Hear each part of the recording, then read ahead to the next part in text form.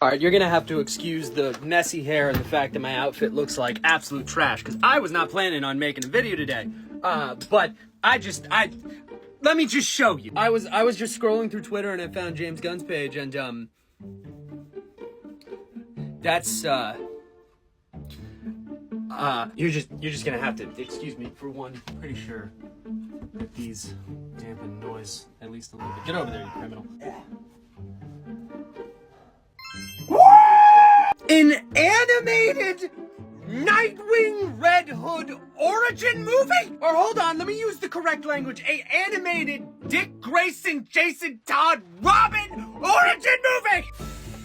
Oh my god! Okay, alright, breather, calm down. I did some research, let's talk about it. Okay, so it's coming out of a brand new movie studio. The studio is called Swaybox, and it's apparently a mixture of animation, puppetry, and CGI, which I don't know how to feel about that. I will always be the first person to be pushing as hard as possible for innovation in animation, but like, I don't know how that's gonna look. I'm trusting it's gonna look great, and even if it looks weird, fuck it! It's a Robin origin movie! Us Robin fans have been in the trenches! In the fucking trenches since the Burton days! We have not had nearly one movie even acknowledge the history of Robin as a character for so long! For fuck's sake, in Crisis on Infinite Earths, they were making fun of the idea of the character! I'm fine. This is good news. I'm fine. If this is the first time you're learning about this, James Gunn just announced the fact that there's gonna be a Dick Grayson, Jason Todd animated origin movie. Holy fucking shit! Get hyped! Say it with me, there is no such thing as a gritty real-world Batman. Batman as a concept is inherently silly, and the fact that studios have absolutely refused to stick with that makes Batman a worse character. Listen, I like Dark Knight as much as the next guy, probably even less than the next guy, but I am going to be honest. Batman shouldn't be dark and gritty. Or at the very least, the dark and gritty should be part of the silliness. Batman should occupy the same space that, like, slasher movie characters do. Sure, they're dark, they're mature, they have really, really creepy themes, but, like, at the end of the day, they're entirely unrealistic and should not be considered gritty and real world. Real world.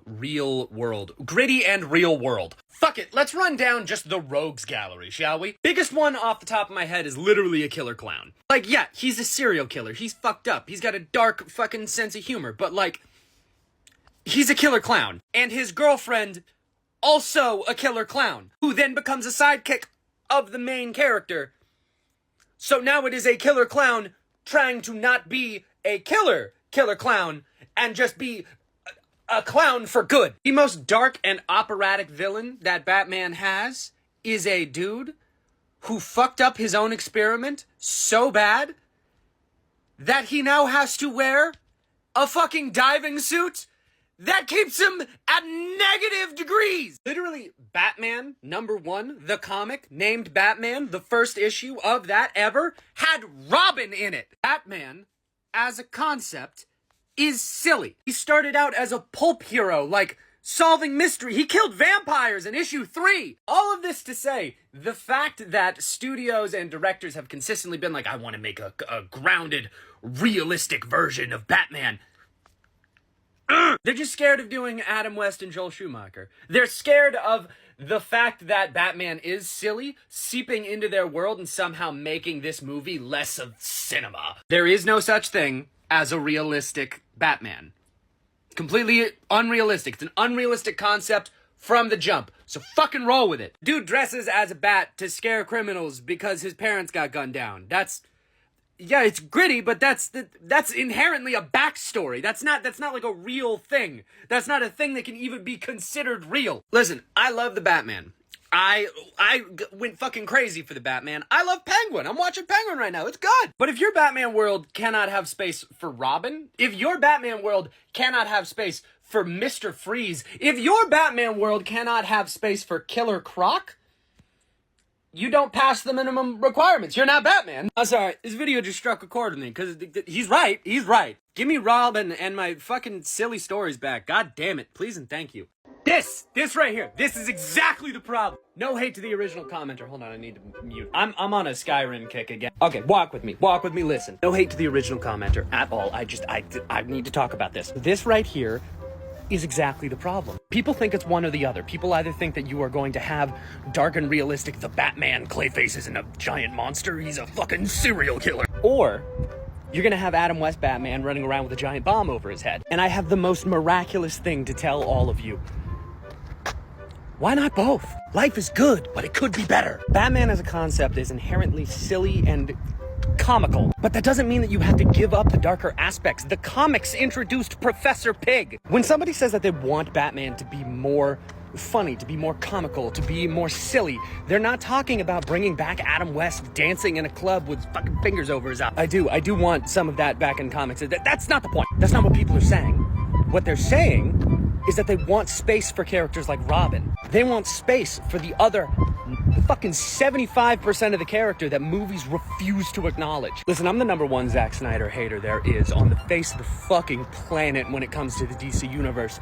But I will at least respect the fact that his universe made room for Robin to exist. Listen, he fucking bitched out and didn't actually show him, he just showed the outfit, but the fact that the outfit exists means that character was there. The reason I'm so excited for the James Gunn DC universe is because they have brought up Robin multiple times. There are multiple projects that Robin is a main character in. Fucking Metamorpho is in the Superman movie. Superman has trunks and everyone pretty much agrees that the costume rocks. Adapting comics does not need to be gritty and real world or completely a joke.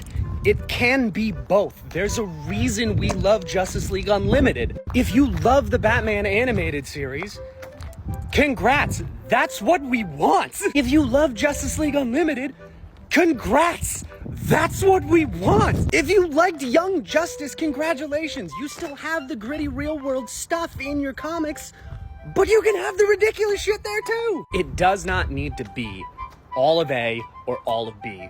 You can have a little bit of the middle. But also, yes, I do want Adam West ridiculousness back. Please, give me Batman running around with a bomb over his head. I think that shit's funny. I know! I'm actually doing one of these on time! Should I wait? This feels wrong. This feels like it shouldn't work. Anyway, welcome back to Regrettable Superhero of the Week, the weekly, not weekly show where I pick one character out random out of the league of regrettable superheroes and then I run them the fuck down. I didn't even need to get threatened this time. Good fucking God. Somebody had pointed out, actually a lot of people had pointed out the fact that the wheel had been wrong for a couple of weeks, so I fixed it. I'm decently sure I fixed it. Hopefully, let me know if I didn't. But assuming that I did, let's see who we are getting today. As always, I really just want someone fun. I want someone that's easy, that we're really favoring this side of the wheel. Am I allowed to say that on TikTok? I'm really hoping this guy's like star themed. If this dude's not star themed, I might just have to re-fucking start. He is, however, on page 19, which means the golden age, which, good God, that does not make me very hopeful. Oh, thank fucking God, he's just weird. Jesus fucking Christ, that almost gave me a heart attack. Listen, I'm not the weird one. It's comics. This shit is fucking consistent. Black Lightning, Black Falcon, Black Panther. Need I go on? Was really worried this dude's whole power was that he was gonna be short and black in the 40s. So, like, fuck me. However, I am kind of just wondering if this dude's whole power is the fact that he dresses weird and has a gun. For a dude whose literal name is the Black Dwarf, my man, that cloak is green. Also, I'm not sure if you're aware of this, but you are twice the size of a skyscraper. Everybody on this comics cover has a gun except for the woman and I think Smeagol in a fucking, like, Newsies fit. I'm really hoping that this dude doesn't turn around and is still offensive somehow. I don't know if I would call him offensive as much as I would call him confusing. The Black Dwarf was created by Paul Caduso and Dana Dutch in Spotlight Comics #1 of Harry A. Chesler Publishing in November of 1944. The Black Dwarf's real name is Shorty Wilson, a professional football player. And that's all we really know. Yeah, dude isn't really given a backstory at all, and essentially his only character trait is he's slightly below average height. Yes, his nickname is Shorty. We are not given a real first name, and he is like shoulder height for most people. That's kinda it. Oh, except for the fact that this dude is essentially the Punisher of the 1940s. This man dons a black cloak. Ignore the cover. Yes, I know it's obviously it's black. Just shut up, it's black. Picks up 2 automatic pistols and goes out into the night to stop crime. Permanently. He works with, I shit you not, a gang of ex-cons, and their whole deal, front to back, is just taking out crime. Apparently he was confusingly violent and well-spoken in the terms of, like, street slang for the 1940s. Which is... what the fuck is this character? Apparently, when the original publishing house shut down and the character was sold off to a different company, they reinvented his character as the Blue Monk and just kept everything else. I don't really know how to rate this guy. Like, this would be a funny character to see in a comic book, but, like, I feel like all the jokes come from the fact that why is he called that? He's just a psycho with a misplaced name. He is neither black, wearing black, or a dwarf. He's just a somewhat short dude with a couple of guns and a mission. I'm so confused. This video is probably going to be in review for a while now that I think about it. I'm going to be honest, he is regrettable. He absolutely is. But I'm not going to give him that because I do want him to show up and to have other superheroes just baffled by his existence. I don't know how you did it, but you got the Panda seal of approval through confusion alone.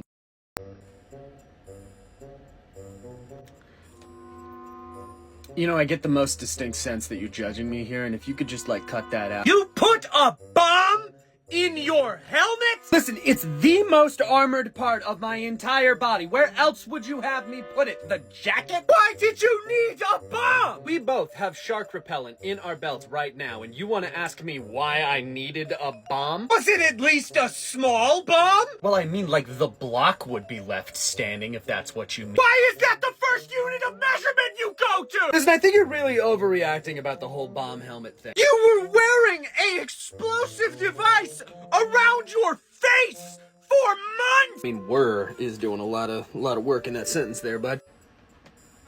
You still have it? It hasn't explicitly been stated that I don't have it. Is it at least hard to trigger? Incredibly unclear. It could be a single button. Oh my god, you were around guns all the time. You got shot so many times. How is this the first I am hearing about this? I mean, I think I've only canonically used it once, so... I whacked you over the head with an electrified stick.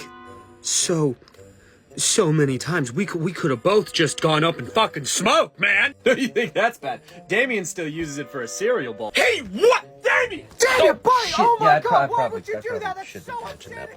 So me and Scarlett were talking the other day, and we came to a bit of a realization. We were joking about the Robins, and we said that Jason Todd would talk like a street kid, so probably when he entered the Batcave, everybody was just fucking baffled by, like, all of the profanity that he would use. Like, Jason Todd was smoking as a 14-year-old in canon in the 70s. At the very best, that is authorial shorthand for the fact that this kid's gonna be a little rough around the edges. And we were just joking back and forth about, like, how much Alfred would feel weird about that, how much Bruce would feel weird about that, until we suddenly realized, wait, Jason's not written like that in his books.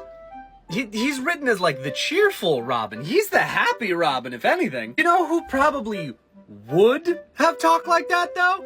Dick raised in a circus Grayson. Have you ever met performers? Doesn't matter what kind. Have you ever met a performer? Imagine if those performers were now blue collar. That was this kid's extended family the entire time. This kid would be a fucking sailor. The irony of him turning into the goody two-shoes Robin and Jason becoming the rough and tumble one is fucking hilarious. Cause, like, yeah, sure, Dick Grayson was written in, like, the 40s and 50s. He's definitely gonna have the sort of, gee willikers, Batman sort of dialogue, but, like, Jason also has that dialogue, and that dude was written in the 70s and 80s.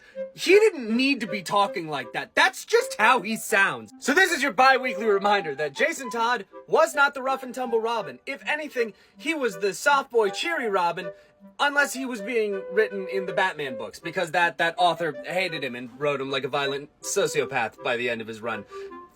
God, we love comics. If one character is consistently written one way until one writer shows up and starts writing them differently, and all of a sudden they're hated for one specific reason that was introduced in that writer's run, it might just be that that writer didn't like that character. Sincerely, a Jason Todd fan.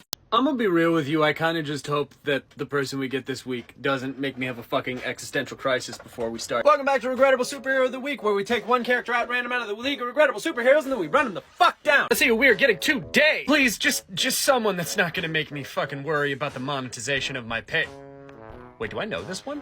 I think I know this one. Holy shit! Alright, I haven't even opened the book. The book is still in the corner right here. I think I know this one. Shout out to Linkara. He's one of the old-time makers of comic book content on YouTube. I think that's where I know him from. So before I even open the book, I'm pretty sure US1 is a character who just is a trucker who has a truck radio put inside of his head. I'm pretty sure that's literally the character. I could be wrong. I could be mistaking this.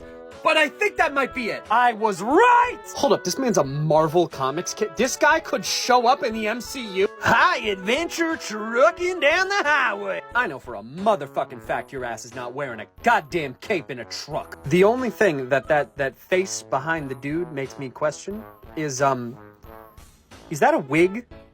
Is the headband so the wig doesn't fall off? Also, don't get me wrong, I'm not a trucker, but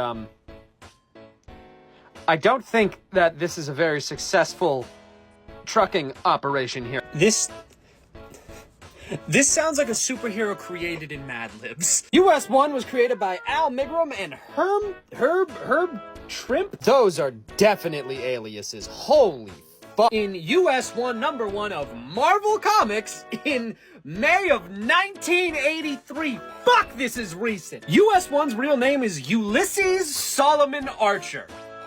Ulysses Solomon Archer. Get it? It's USA! You see, Ulysses is a modern Renaissance man. This man is a fucking genius. He's a natural athlete, super high IQ, he's a great engineer, but his only passion in life, his real passion, is driving big rig trucks. You see, he was out on the road with his brother Jefferson when all of a sudden they're attacked by the Highwayman. I'm the Highwayman. All right, bro. Cool. We're kind of in the middle of something. I don't really have time to do a bit. Anyway, they're attacked by the eponymous Highwayman. I'm the Highwayman. Fucker, I said shut up! Anyway, the Highwayman is apparently magical. He runs them off the road using fucking lightning. Jeff dies. R.I.P. Jeff. Ulysses, though, Ulysses makes it out. And he gets a brand new fucking skull cap for his trouble. Actually, it's for the horrible, life-changing alteration of losing the entire top half of his skull and brain damage. But, you know, we're not gonna talk about that. Jeff makes the miraculous discovery that this cybernetic part of his head can talk to fucking CB radios for some fucking reason. So he outfits his truck, the US1. Holy shit, that's the name of the book! With tech that, like, Tony Stark would be fucking jealous of, cause he can telepathically control his truck, as well as hear CB radio in his head. And he sets out in his big rig to find the Highwayman.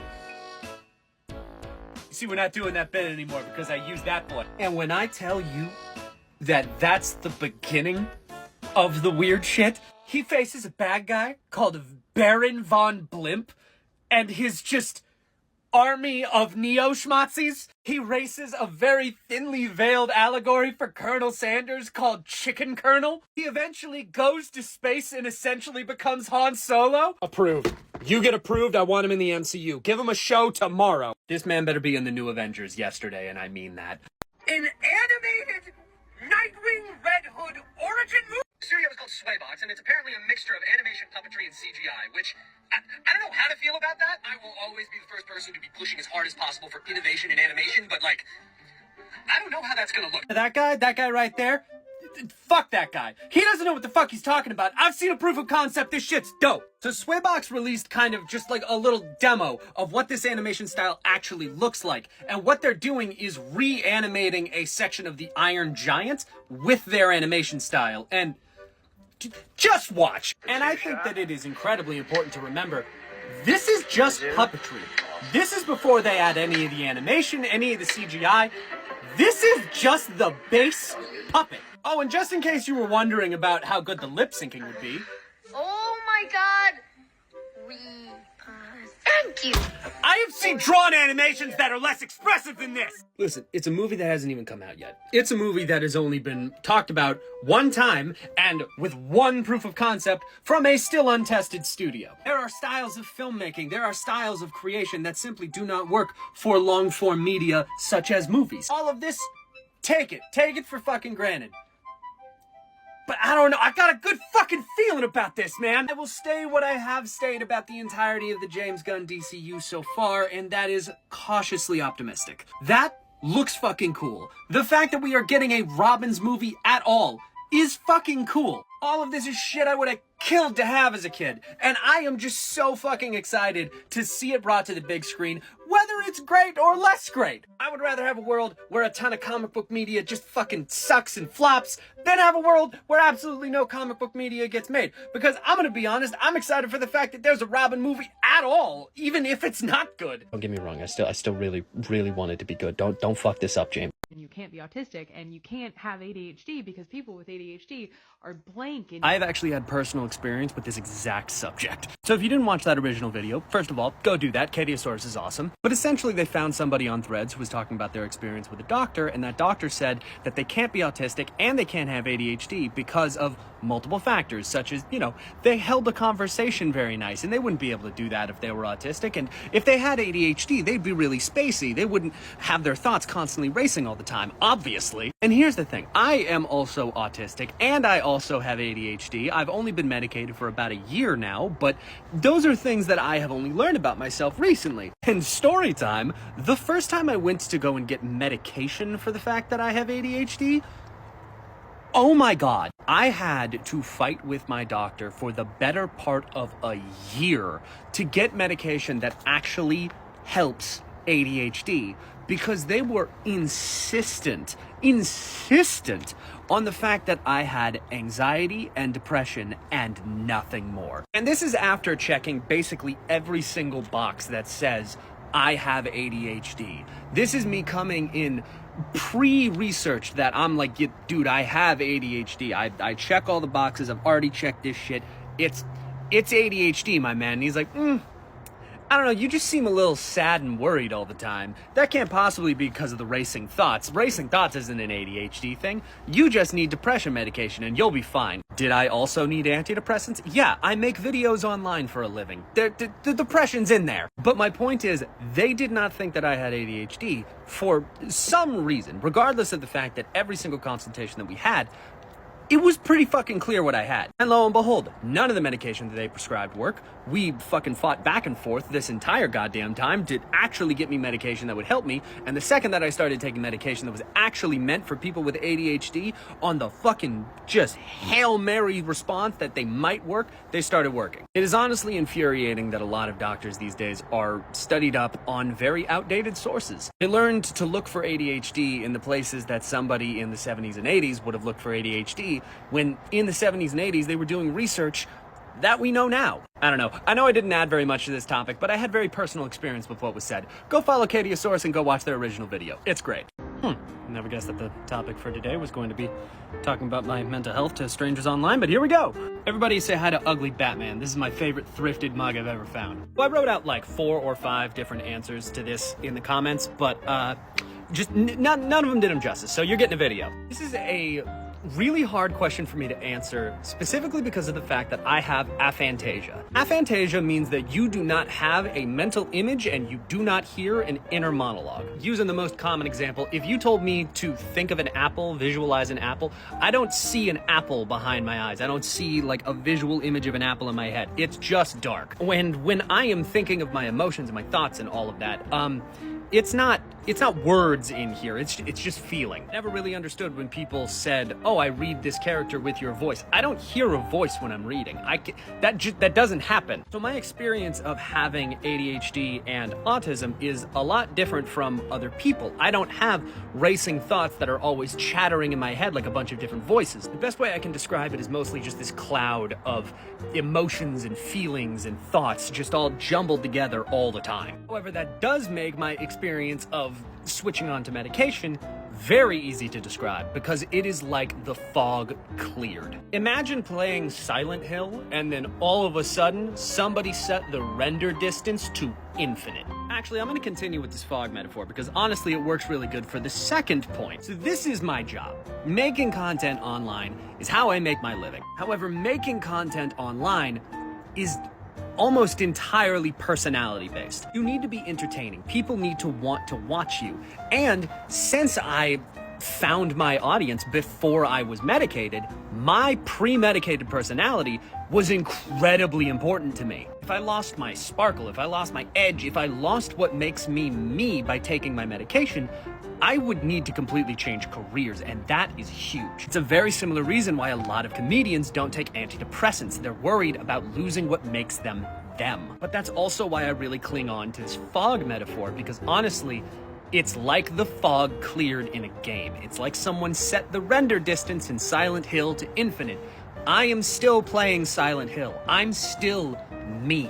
I'm still playing what I'm trying to play and doing what I'm trying to do, but I can see now. It is easier to know where I'm going. It is easier to know what I'm thinking. It is easier to get up and get moving. I am not locked into a state of executive dysfunction if I simply cannot brain today. I am able to talk to people in public. If you ever met me before the last 3 years, here's the perfect example. If you have ever met me at an event, there is a distinct difference between meeting me within the last 2.5 years, or 3 years at this point, and meeting me before that. It is so much easier for me to talk to people in public. It is so much easier for me to focus in public because my brain doesn't go into shutdown mode in public situations.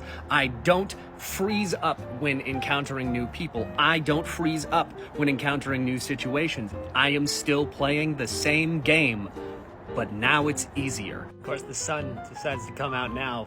My fucking vampire eyes. This is the skin of a killer, Bella. However, I will also be the first to admit, this is only my journey. I've had close friends, family members, completely stop taking medication because of how it made them feel. Because they genuinely were put on medications that did not make them feel like them. It did completely change who they were. And honestly, that's totally valid. I understand not wanting to take a medication or just simply not taking a medication because it changes who you are, how you present, how you act and interact with the world. That is going to affect if you're going to take a medication or not. I get that, and that is totally legitimate. However, I will also state that every medication journey is a journey first. Scarlett still hasn't found the perfect medication combination for her mix of mental stuff. I haven't found the perfect mix of medication for my own. Shit, in an hour, I have a meeting with a new psychiatrist. When you start down your medication journey, you really need to accept the fact that it might take a while and that you are probably going to find the ones that don't work before you find the ones that do. The first time I tried an antidepressant, it completely nullified pretty much all of my emotions. I was way more erratic. I got angry way easier. I could barely feel anything. It was bad, so I stopped taking them and I asked for a different antidepressant. And I still haven't found one that has worked perfectly for me. But the whole point is to take that journey, is to take those steps, is to try those medications so that you know what doesn't work, so that you know what you actually are looking for, and you know how it helps. And sometimes there just isn't a medication for you. And that's rough, and that's hard, because mental health struggles are struggles first and foremost. But that's why it's important to try, to look, to start, because honestly, you are more likely to find a medication that does work for you than you are to find out that there isn't a medication on the planet that does work for you. And to anybody out there who is hesitant about starting, about going down that path because they're worried about losing who they are, I get it. I totally understand. But medication, at least for me, has just been turning down the difficulty and turning up the render distance. I'm still playing the game. It's just easier now. Let me be Robin. No. Let me be Robin. I said no. Let me be Robin. Fine. Yeah!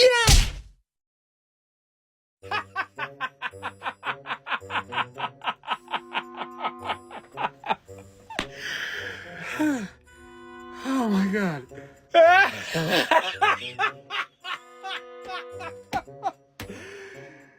It's serious? No, I tracked you down so that you could laugh at me. Yes, I'm serious! Kid, I am not gonna go back to being Robin. Look, dude, after Jason died, Batman has been skipping the fucking hospital and almost putting people in the morgue. So if you could give me one good reason why you can't be Robin, I'm a grown-ass man. 2 good reasons that you can't be Robin. We quite literally hate each other's guts. 3 good reasons that you can't be Robin. I'm the leader of a whole-ass superhero team and protector of my own city. I could do this all day. Alright, I'm not sure if your ponytail is too tight or something, but you're not fucking hearing me. That doesn't make sense. And I don't have a ponytail yet. We have moved on from that bit! We're not doing the back and forth. Alright, go ahead. There are exactly 2 people in this world who have been Robin, and one of them is currently in a box, and Batman is trying to put people down there with him. So I'm gonna need you to put those little fucking boy shorts back on again, or somebody has to fucking do it, and as previously stated, there are 2 of you! What's your size? What? What size do you wear? How big are you? I mean, I'm like 5'3", medium, I think. Awesome, now there's 3, go kick ass. Okay, I'm gonna just, yeah, kid, you go do that, have fun.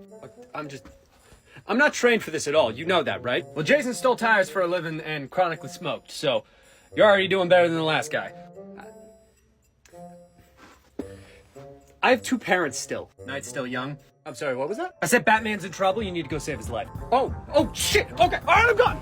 That is going to be it for this month. I just want to say thank you to all of my lovely, lovely patient patrons over on Patreon. Amanda Barnstead, Andrea Lanowitz, Anthony Yu, Bill Bro, Brandon Bilbrey, Carol Cowett, Christopher Bosgard, definitely not 5 Gene Stealers in a trench coat, Dee Dee, Dragonfang, Gamer X, In Japan, Jake Zafel, Jake Williamson, Jeffrey Aviles, Cat Q, Kyle Rayner, Magu, Midnight Ace Evergreen, Miles Patrick, Mr. Nobody 13, Noah, Knox, Oplin, Righteous Duke, Schmopclop, Shadow Spike, Simply Smithy Jr., Silver Bullets 23, Tangled Web, and The Brain Teaser, as well as all of my other lovely, lovely patrons over on Patreon.